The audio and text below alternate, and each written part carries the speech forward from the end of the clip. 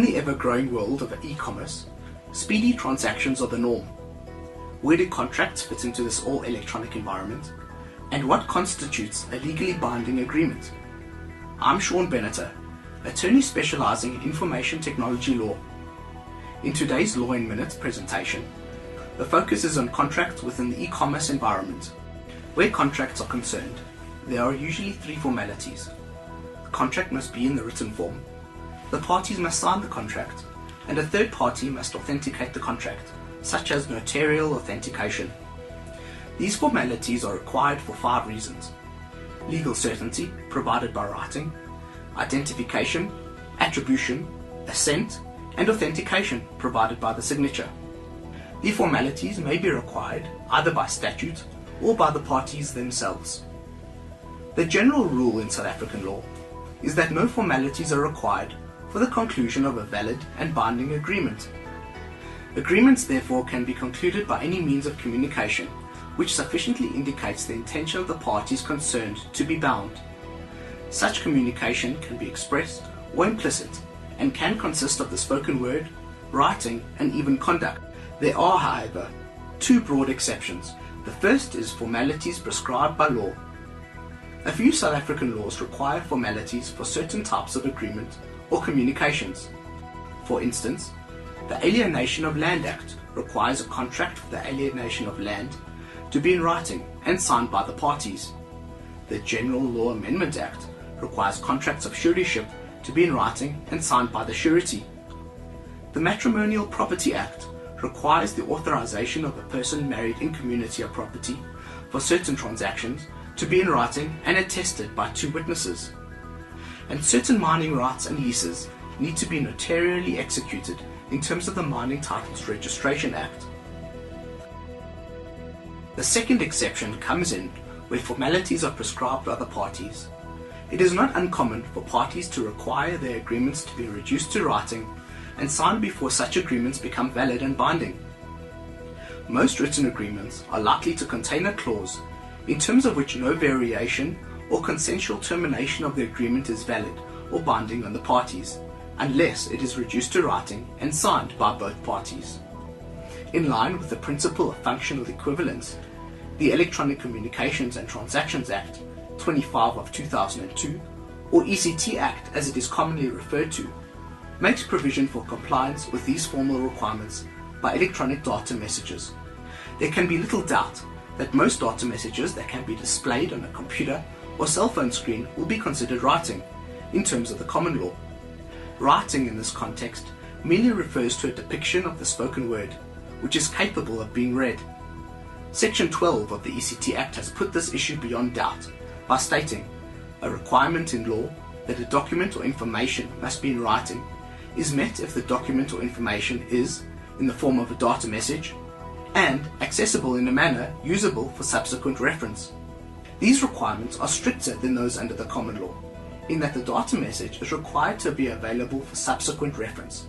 However, this requirement makes important sense in the context of formalities, the object of which is to provide legal certainty. If a data message is so transient that it cannot be saved for subsequent reference, it cannot provide that certainty. If a formal requirement for the validity of a document is that the document must be signed by a party to it, it is probably not possible in terms of the common law for such signature to be affected by electronic means. In terms of the common law, a signature is the handwritten symbol appended to a document by a person. An electronic signature does not meet these requirements. A signature has several functions. It identifies the person assenting to or attesting the document. It attributes the document to a specific person. It indicates assent by, for instance, a contract party, or attestation by a witness, and it authenticates the originality of the document. Physical signatures have fulfilled these functions in law for centuries.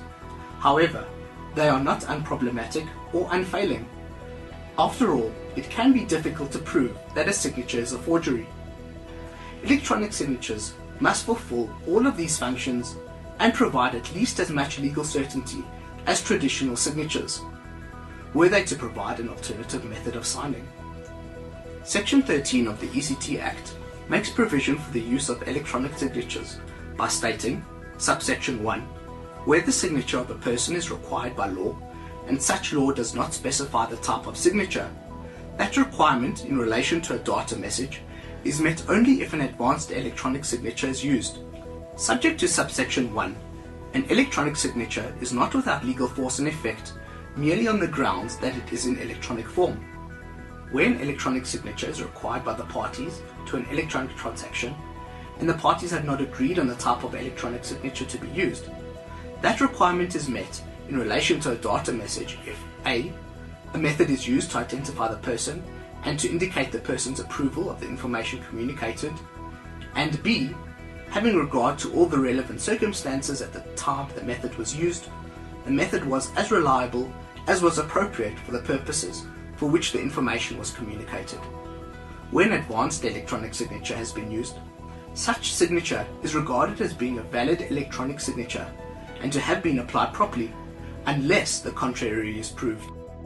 Where an electronic signature is not required by the parties to an electronic transaction, an expression of intent or other statement is not without legal force and effect merely on the grounds that a, it is in the form of a data message, or b, it is not evidenced by an electronic signature but is evidenced by other means from which such person's intent or other statement can be inferred.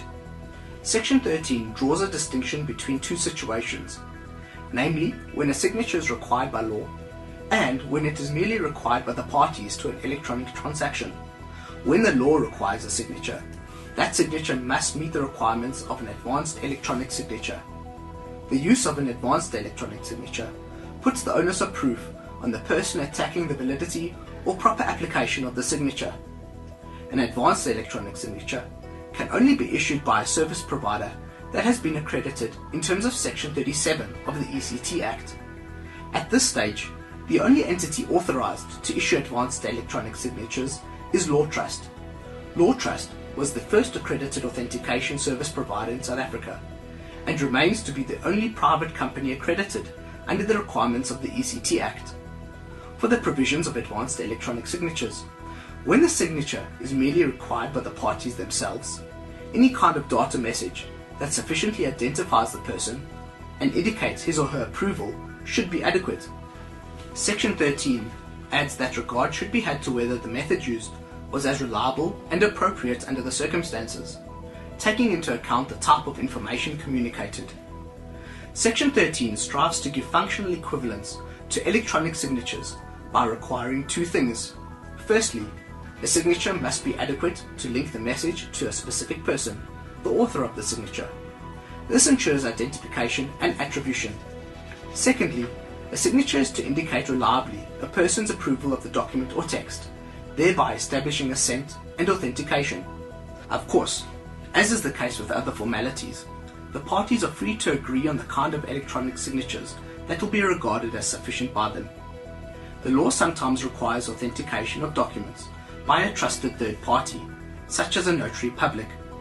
Section 18, subsection 1 makes provision for this kind of formality. Where a law requires a signature, statement, or document to be notarized, acknowledged, verified, or made under oath, that requirement is met if the advanced electronic signature of the person authorized to perform those acts is attached to, incorporated in, or logically associated with the electronic signature or data message. It's clear that the ECT Act provides a solid foundation in terms of what is required to ensure legally binding contracts in an electronic trade environment.